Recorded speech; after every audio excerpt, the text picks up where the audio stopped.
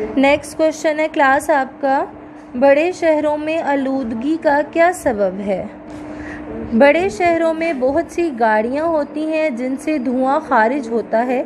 ये धुआं फिज़ा को आलूदा कर देता है। उससे नेक्स्ट क्वेश्चन है क्लास, मौजूदा देहात पुराने देहात से किस तरह मुख्तलिफ है?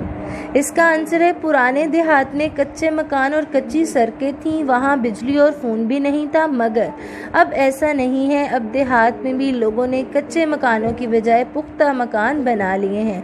देहात में बिजली भी पहुंच गई है, देहातों में भी सड़कों का जाल फैला दिया गया है। मोबाइल फ़ोन तकरीबन हर गाँव में नज़र आता है। आपका सेकेंड लास्ट क्वेश्चन है, लोग देहात से शहरों की तरफ नकल मकानी क्यों करते हैं? इसका आंसर है देहात में कारोबार के मौके कम हैं, लोग रोज़गार की तलाश में शहरों की तरफ नकल मकानी करते हैं।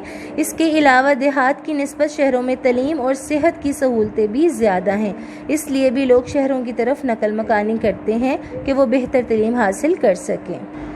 क्लास आप लोगों का लास्ट क्वेश्चन है, इस नकल मकानी को क्यों कर रोका जा सकता है?